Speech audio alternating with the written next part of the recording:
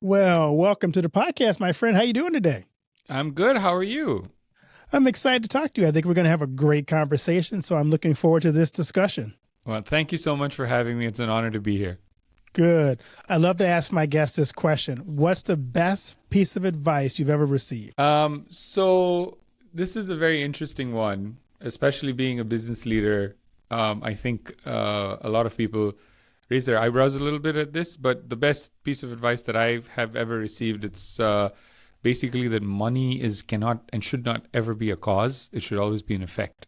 So, for example, if you want to be a singer, don't be a singer because singers are popular and rich. Be a singer because you are truly passionate about singing. And then the money will follow if you are a good singer. And I truly think that that has resonated very much through my career. If you enjoy doing something and you do it well, the effects just follow. And never do anything because somebody is rich. Never be a football player because football players make a lot of money. Be a football player because you love the game. Be a singer because you love the game. Be an actor because you love acting, not because actors are rich. And I think that that's the biggest, best advice that I've ever received.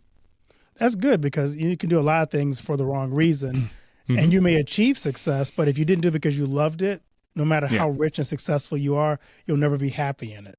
exactly. I love So, that. yeah. And, I've seen so many, especially kids nowadays, a lot of them want to be lawyers and accountants, but they don't necessarily like the subject at all. And I can tell you already that if you don't like the subject, becoming an accountant doing this 60, 80 hours a week, or a lawyer doing the 60, 80 hours a week, you're just not going to enjoy it. You're going to burn out, and you're honestly not going to make a whole lot of money either doing either of these.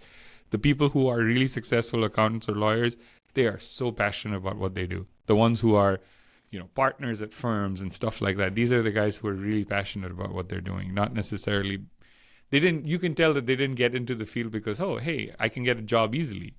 That's not the reason why they got into law or accounting. And I'm just using those as an example because those are the fields that I deal with the most in business. Having taken accounting 1 and 2 in college, I can tell you that if you don't love it, don't get into it. Right, right. No, absolutely. And, that's true with anything. Like, I mean, Right. you're an expert at organizational research and HR topics. Even that's something you cannot necessarily hone and master unless you're genuinely interested in doing it. I loved your bio and I love what experiences you bring to the table. I'm curious, who are some people in your life who served as a mentor for you or maybe inspiration? If you want to tell us what made them special for you in your life and give them a shout Sure. out, here's a chance to do that. Yeah. So I would say that there were primarily two people who really influenced me. One is my father, right? For better or for worse, he's been a very active part of my life right throughout, as far back as I can remember, obviously. And, the whole money thing, this was his advice. He was like, do whatever you want to do. Just don't do it because either other people are doing it or because it will make you rich. Just do it because you really want to do it. And that really motivated me. And obviously, he's been a mentor to me right throughout every step of the way. Any advice that I need, he's always there. He's always given me great advice. And also, I spent about 10 years in consulting. And during that time, the last 5 years, I had a great boss. His name was Carl Rothfuss. So if Carl, you're listening to this, shout out to you. I haven't been in touch with him, obviously, for a very long time, but he taught me a lot of things about leadership that honestly, I think that in those days were kind of cutting edge. For example, he taught me that, mistakes are not the end of the world. Mistakes are growing opportunities. So there's no reason to be afraid of mistakes, which in the world of consulting is, at least at the time, was, you can't make mistakes. That's what pretty much the watchword was. So that, and also the way he handled our entire team. To him, there were no high performers and low performers. If there were low performers, to him, it was like they're not in the right niche that they need to be. If they are working for me, it's because they're already good. If they're not performing optimally, there's something going on. It could be external factors. It could be internal factors. Maybe they're put on projects that's not their core competency. So, for example, if someone's more analytical, then they would put him in more. Then my boss would put that person in a more analytical role in different projects, and he extracted the most out of employees that way. And I think that was a great tenet, and that's something I've always tried to emulate ever since. I love that.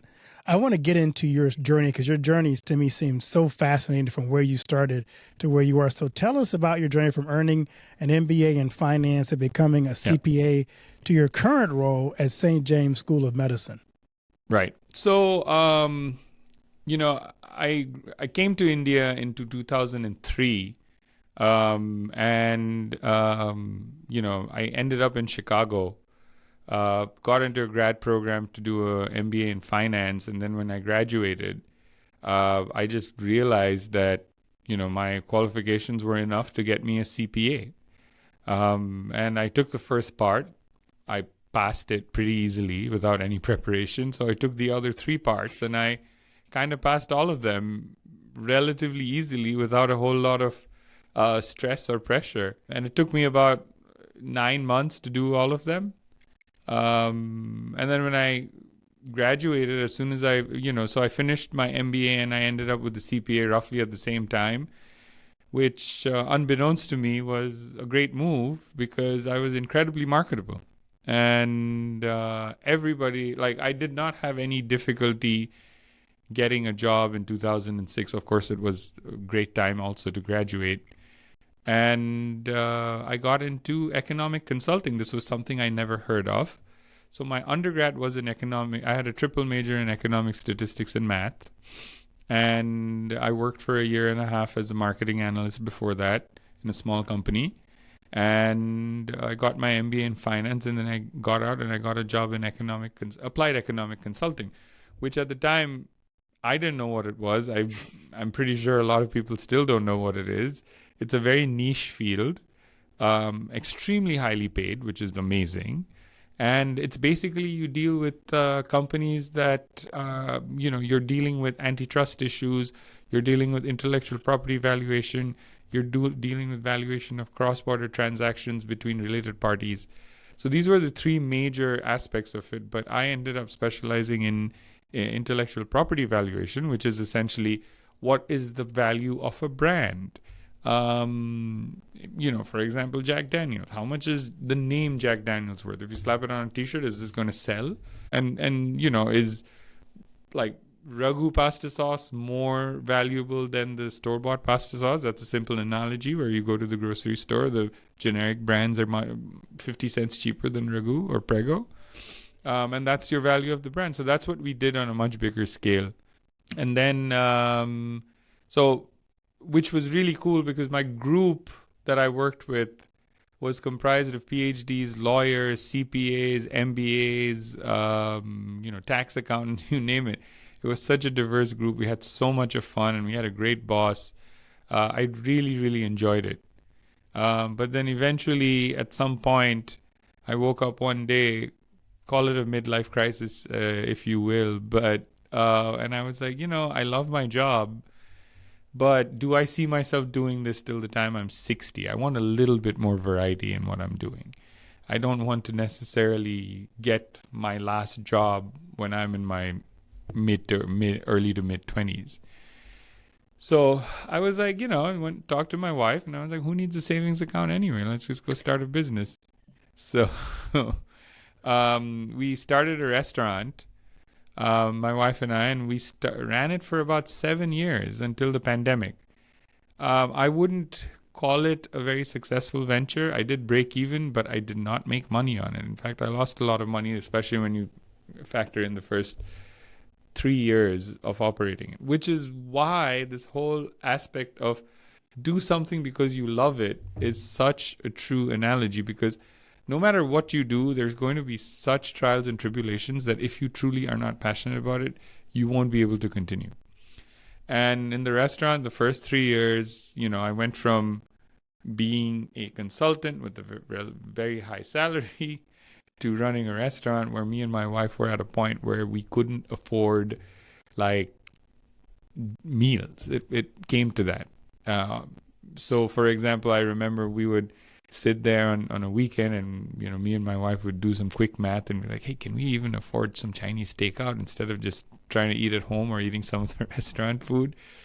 And that was a real struggle. And I think it was very character building. And then and then in the meantime, I started consulting for my father's company. My father basically owns or founded the medical school that I work for right now, and I head. And there were some gaps that needed to be filled, and I sat down with him and I said, hey, these are the gaps. And he was like, well, I'm getting pretty old. It would be nice if you could join, which I did.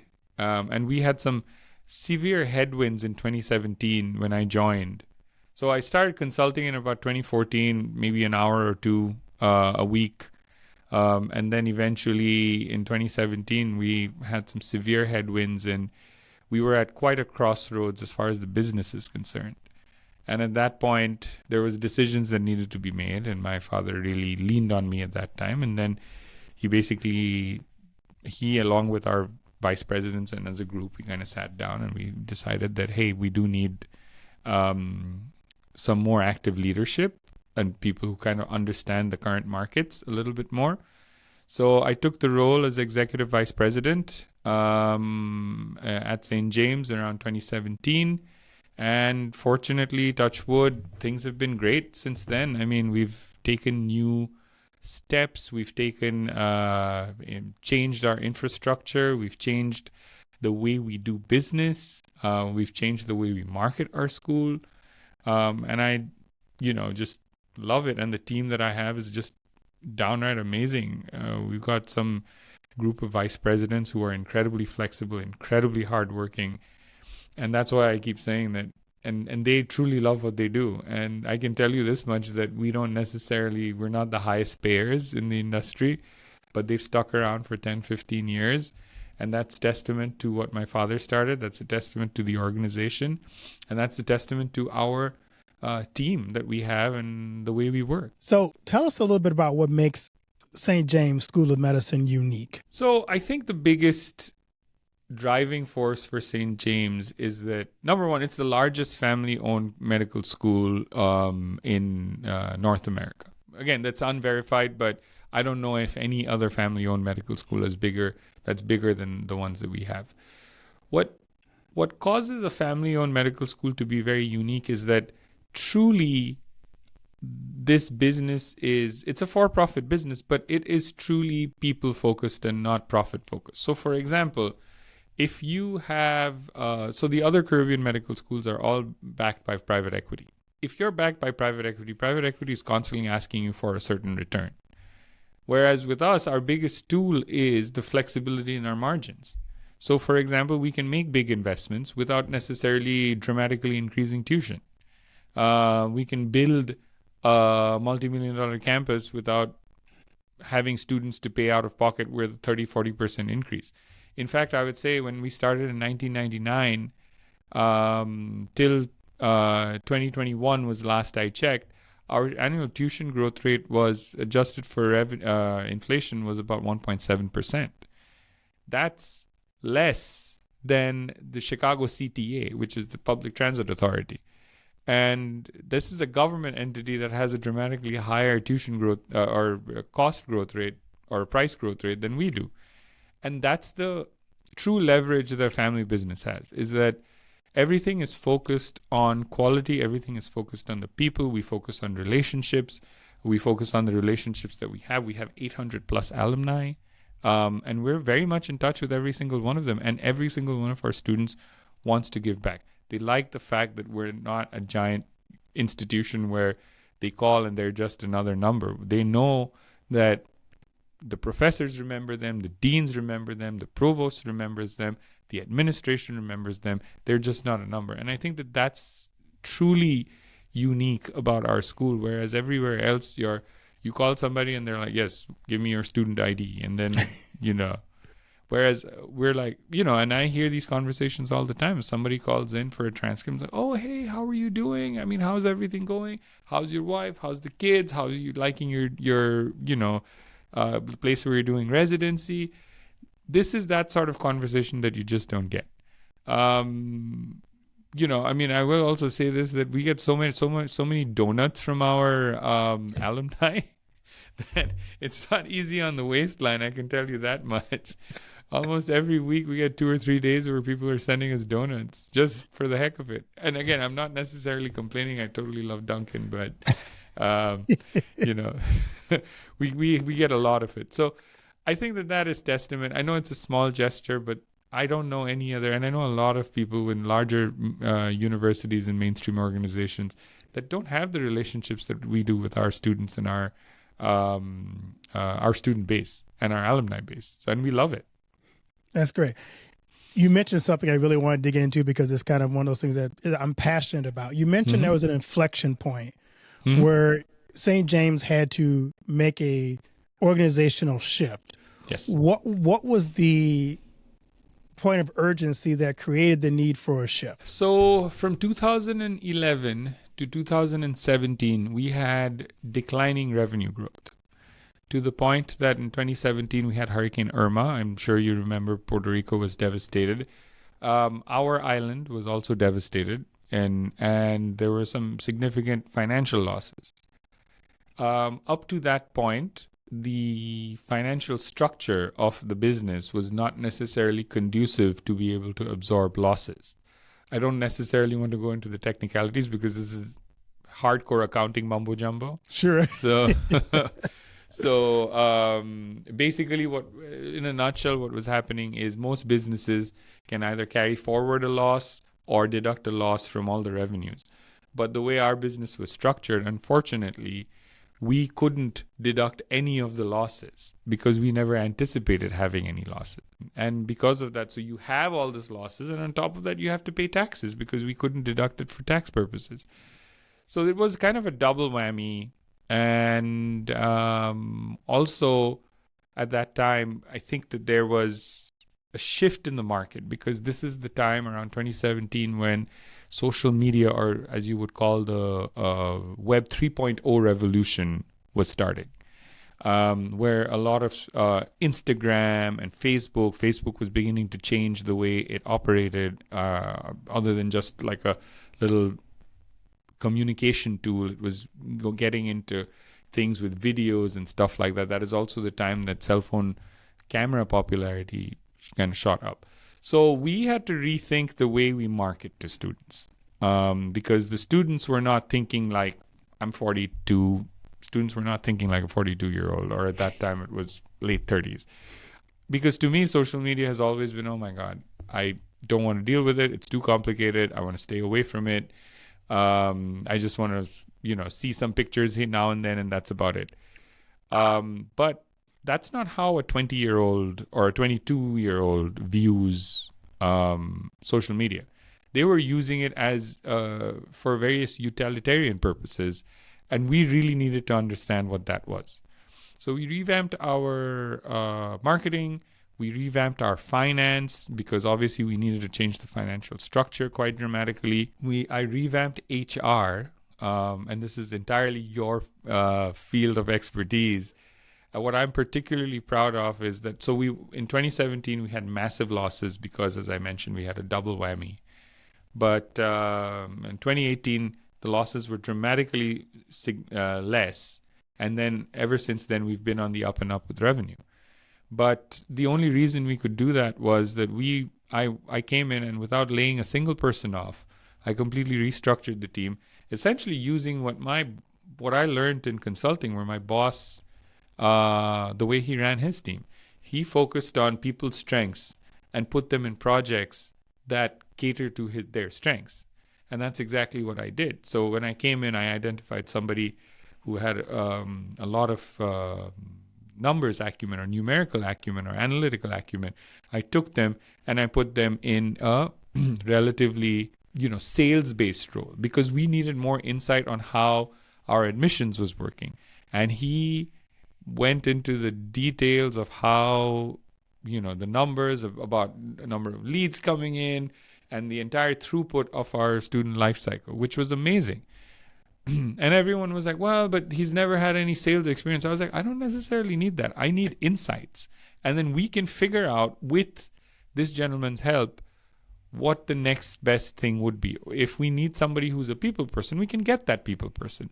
But I'm not letting somebody who is an asset, who's been in our company for 3, 4, 5 years and has all this intellectual, knowledge about our business, and then letting them go. Somebody who's worked for 5 years, I mean, if they're really not that good and they continued for 5 years, that's shame on the manager. But Right. if they're around for 5 years, it means that they're pretty good. And that's my opinion. And then that's exactly what we did. So we restructured all our vice presidents. Our vice presidents got new roles and new oversight divisions. And every single one of them has excelled since then.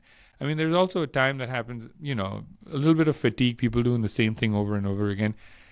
Call it a little bit of a shake-up. But we didn't have to let anybody go. We kept the same management team, and everybody did really, really well. And, again, it's through a collective effort, we turned everything around, and things have been great for us since. That's a great story. I am curious. I hear a little bit about some of the external challenges that medical schools are facing just because of cultural shifts and definitions of just people. How are you guys dealing with maybe external pressure to maybe look at training of physicians differently now than you did maybe 20 years ago? Right. So, for lack of a better term, I would say that the market is, let's just call it bittersweet.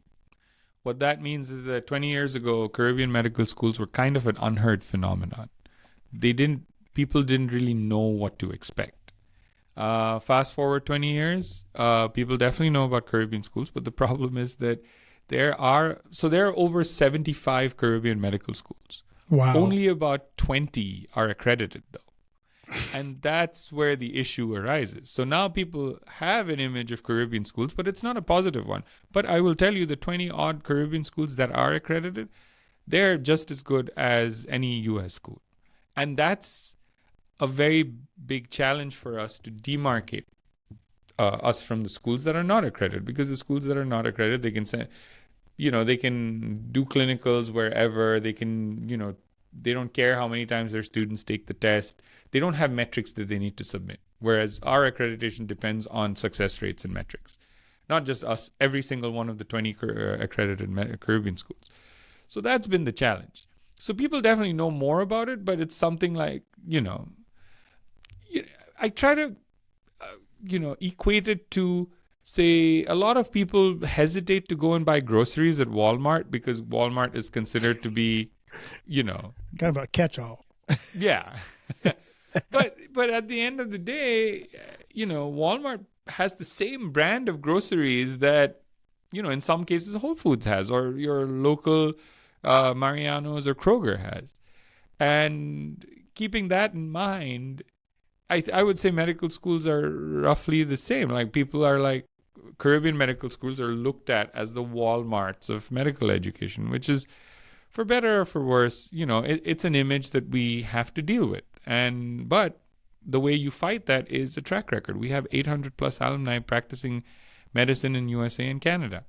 And on top of that, you also have this perception that, okay, you're a Walmart, and our tuition is about 50% cheaper than any US school. And people also have this image that, okay, you get what you pay for. But that's not entirely true. As I said, we're a family school. We family-run business. So we have the flexibility of margins. We can easily move our operating margins to a point that is comfortable to all of us, including our employees. So that's a big flexibility that we have that actually most businesses, and especially publicly traded businesses, just don't have, because investors are expecting a certain amount of returns. And if you don't hit those returns, you're negatively dinged. And in my opinion, that's a big fallacy with, U.S. corporate finance, is that we are just constantly chasing growth. But in order to grow, there has to be a certain point of inflection where growth slows down, and then you grow, and then you see an upward trajectory. And after a certain period, when that profit plateaus, again, you have to rethink and revisit the business again. And at that point, your growth is just not going to be there. And I really feel that the way we're taught corporate finance, or we're taught to look at shares in the stock market and things like that, that's not very beneficial for the long-term growth of companies in general. I love that. I ran across a term that I don't know, haven't heard much about, but I want you to kind of tell us a bit about it, what you mean by that, and how it is important for the business environment today. That term is transfer pricing. Mm-hmm. So transfer pricing is basically the valuation of intercompany cross-border transactions. This is, in a nutshell, a way for large corporations to move money to lower tax jurisdictions internationally legally. And as a consultant, my job was to largely come up with frameworks for these companies to do this without getting in trouble with the IRS. Now, don't get me wrong, this is not necessarily offshoring. To a certain extent, it has the same elements of offshoring, but this is perfectly legal. It is actually most often than not given a framework, or a guideline is given by the IRS that they're okay with it. So, for example, Ireland has a 9% tax. USA has 35 plus state and local, which typically gets up to 42. Now, if you make $100 in the USA, you're only getting $58 back. Whereas if you go to Ireland, you're getting $91. So for a corporation, it makes most sense for them to show the profit in Ireland. The IRS has regulations that clearly state how you can show that your profit is not gained in the United States. And it's a perfectly legal way of doing this. But you have to be very well versed in economics. You have to be very well versed in law. And you obviously have to be very well versed in taxes to be able to do this. And which is why my team's always comprised of PhDs, lawyers, CPAs, MBAs in finance and whatnot. So what we would do is come up with a transfer price, which is if you can move the ownership of the products that are being produced and being sold in U.S. markets to a lower tax jurisdiction like Ireland, then you basically show the income in Ireland. But the IRS always said that, hey, I know what you did here. There is a price that you would have to pay, which is what they call, quote unquote, arm's length, which means that if you were unrelated parties, this is what the transaction would be. And you need to pay that, quote unquote, price in the United States. So we would create large and very complicated structures for international corporates where they would transfer some of their ownership or intellectual property to international jurisdictions, to lower tax jurisdictions, by paying the IRS a fee, so to speak, a transfer price, so to speak, where the IRS is happy and the corporates are also happy because they're saving on some taxes. So unlike offshoring, where we're evading taxes, this is a tax planning tool that we would use. That's good to know. I had never heard that before. Thank you for sharing that. It's very interesting. Yeah. I mean, and that just goes to show that in the world, there's just so many random things happening that people, just aren't privy to.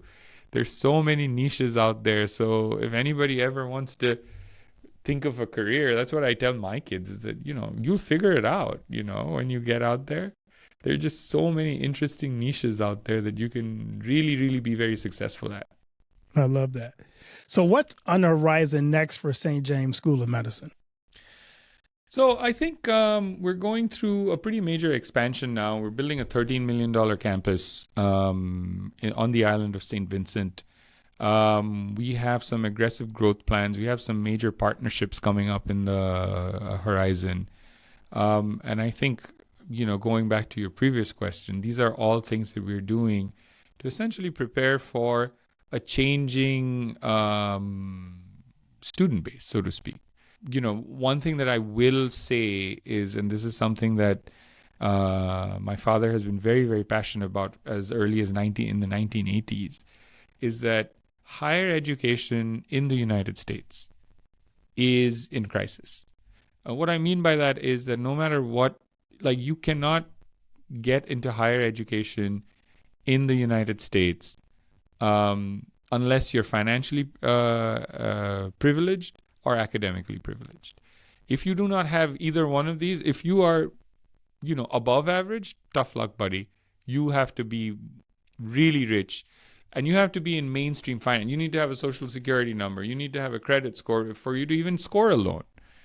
And these are really quite problematic things that I see in the higher education market. And the way I stand, politicians, the government, and even educational institutions in the United States do absolutely nothing for that. A case in point is you look at the big Ivy League schools. Collectively, their endowments are like worth billions. I wouldn't be surprised if it's nearing the trillions. But the fact of the matter is, how many people are these institutions actually educating? Collectively, they're probably not even going to be 100,000.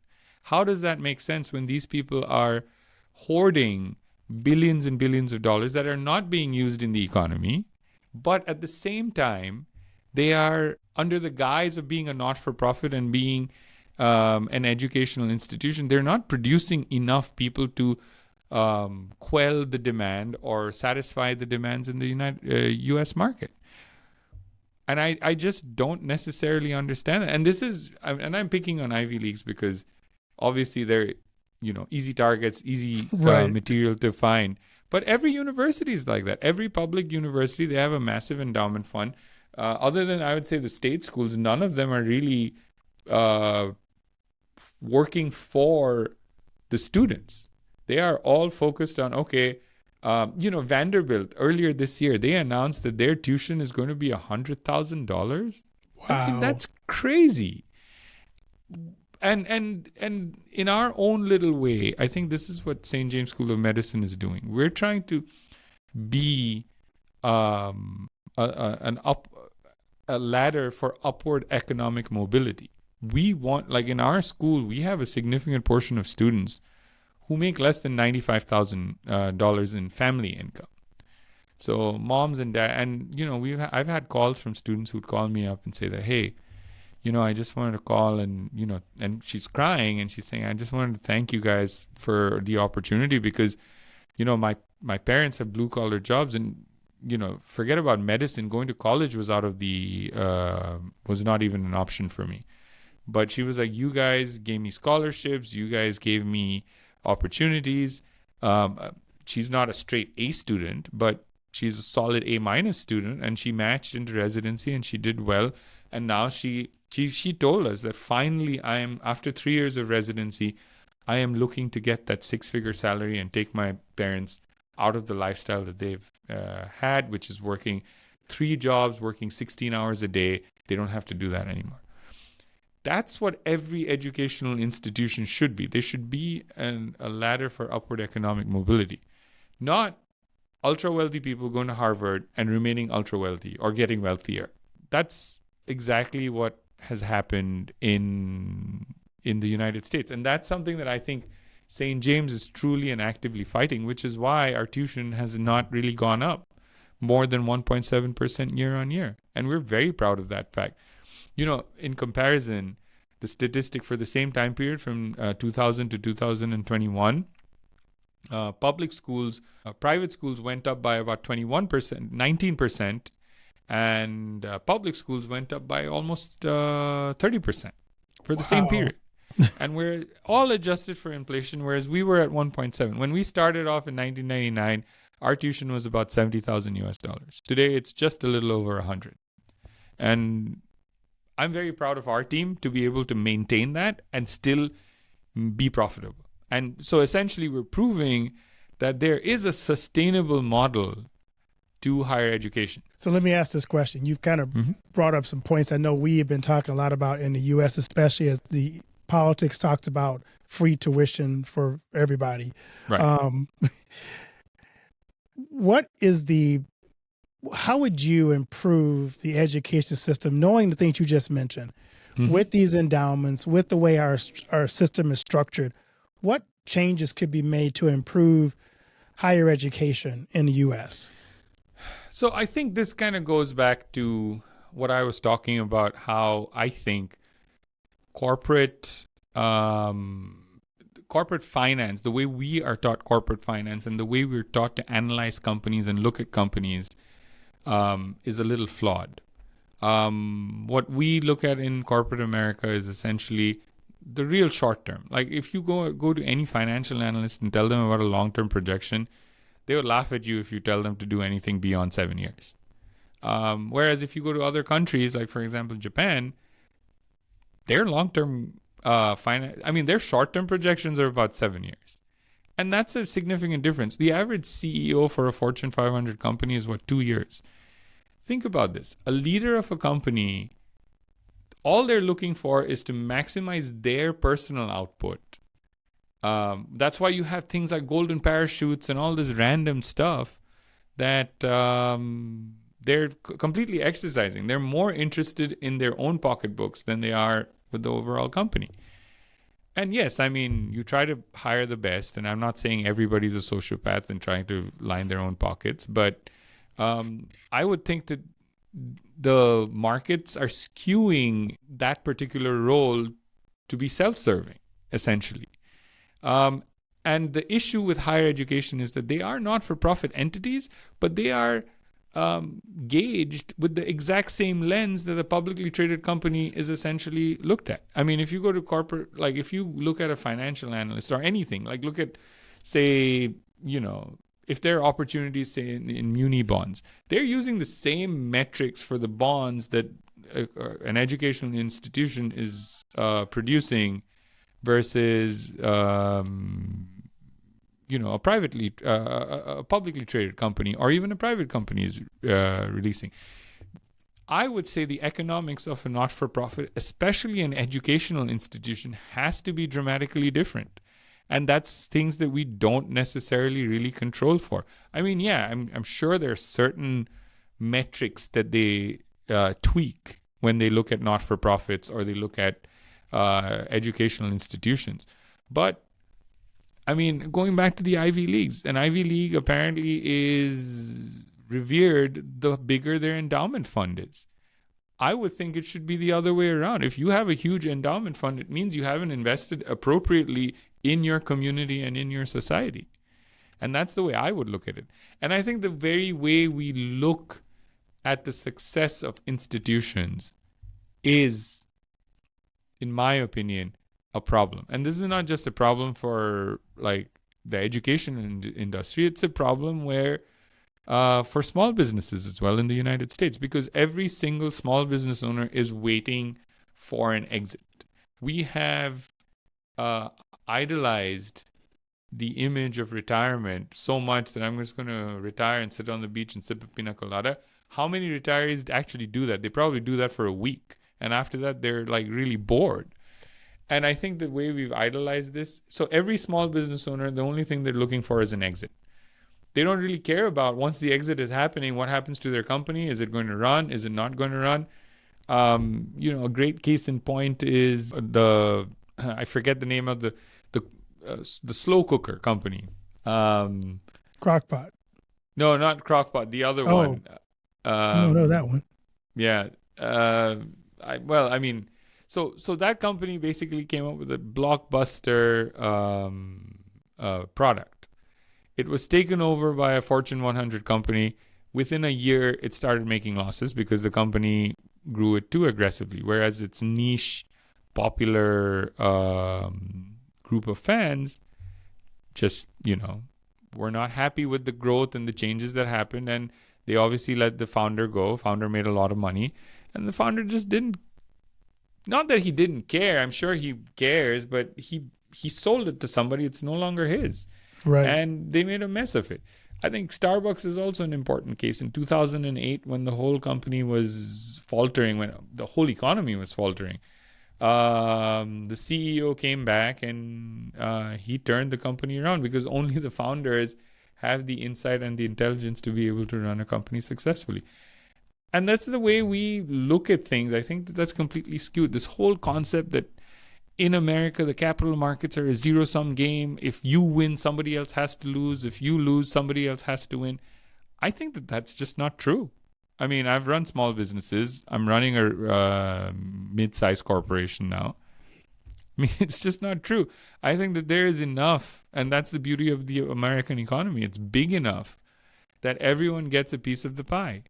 And a satisfying piece of the pie. I'm not just talking about crumbs here. I'm talking Right. about and everybody can. And when you go into a negotiation with that mindset, it makes a dramatic change.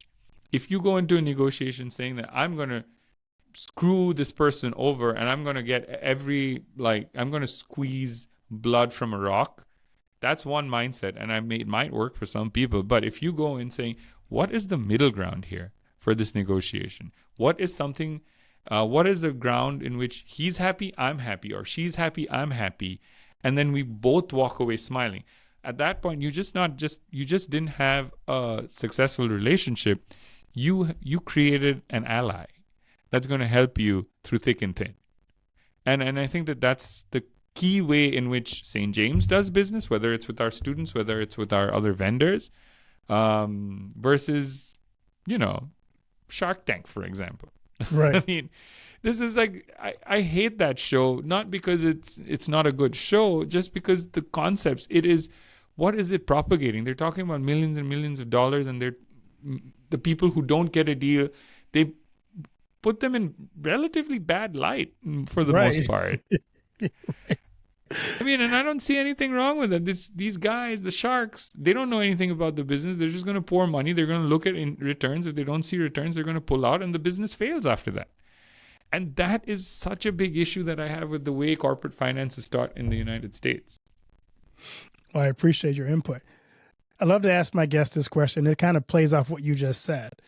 Thinking about the impact that you have had and are having, what do you want your legacy to be? Well, I mean, I've never really thought about my personal legacy, but I would like the school to have a legacy.